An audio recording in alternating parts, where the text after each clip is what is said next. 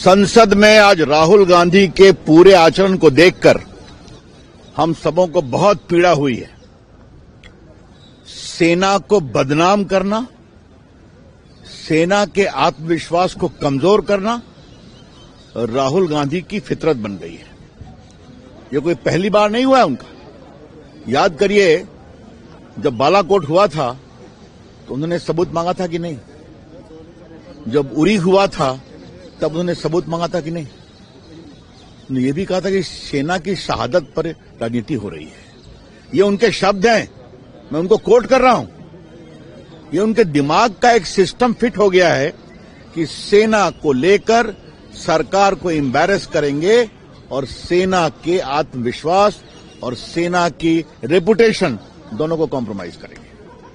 और इसके लिए मैं राहुल गांधी की बहुत भर्त्सना करता हूं। जहां तक जिस पूर्व आर्मी जनरल की बात वो कह रहे थे, उनका दर्जनों वीडियो पास में है जिसमें उन्होंने कहा है कि चाइना बुली था, उसको गलवान में भारत की सेनाओं ने बहुत जबरदस्त जवाब दिया। उन्होंने दूसरे चैनल को अपने इंटरव्यू में कहा है कि गलवान में 1 इंच भी भारत की जमीन नहीं गई। और ये भी कहा है पहली बार भारत के जांबाज सैनिकों ने चाइना को ठंडा किया और उनको जवाब दिया। ये उनके सारे स्टेटमेंट रिकॉर्ड पर हैं, आप लोग भी देख लेंगे, वीडियो हम लोगों ने भी देखा है।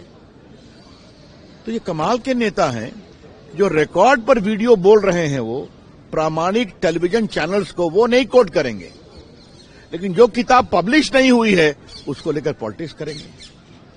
राहुल गांधी जी, आपको नरेंद्र मोदी जी सरकार की आलोचना तो आप करते ही हैं, भाजपा की करते ही हैं। कृपा करके सेना का मनोबल मत गिराइए आप। ऐसे ही आपकी हार होती चली जा रही है और हिंदुस्तान की जनता कभी भी सेना के मनोबल पर हमला होता है तो उसे पसंद नहीं करती है।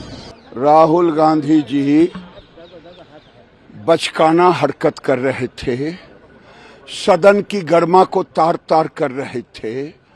लग रहा था कि कोई एक ऐसा बच्चा आ गया है जो सब चीज को छोड़ करके अपनी बात कहता हो। और राहुल गांधी को अगर बोलना ही था तो ये बताते कि चाइनीज एम्बेसी में उनकी क्या बातें हुई थी। क्या उन्होंने कहा? राहुल गांधी को बोलना ही था तो बोलते कि नाना के समय कितने हजार वर्ग किलोमीटर जमीन लिया गया, वहां से शुरू करना चाहिए था अगर भारत के एक सच्चा व्यक्ति होते तो।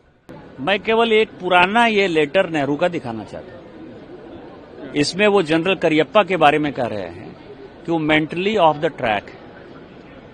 यदि आप 1947 के बाद से भारत का संविधान देखेंगे, भारतीय आर्मी देखेंगे, तो नेहरू परिवार की लड़ाई जनरल थिमैया से हुई, नेहरू परिवार की लड़ाई जनरल करियप्पा से हुई, नेहरू परिवार की लड़ाई जिन्होंने बांग्लादेश जीता फील्ड मार्शल मानिक शाह से हुई। और आपको पता है कि फील्ड मार्शल मानिक शाह जब तक जिंदा रहे, जब तक ये अब्दुल कलाम ने राष्ट्रपति ने इंटरवीन नहीं किया, तब तक उनको पेंशन नहीं मिला। तो और इस कारण से 62 के युद्ध में आपको पता है कि आसाम छोड़कर जो भागे मिस्टर कौल, वो उनके रिश्तेदार थे जिनको कि 18 लोगों को बाईपास करके उन्होंने आर्मी के नाते उसको हेड बनाया था और अमेरिकन फोर्सेस के साथ मिलकर वो लड़ रहे थे।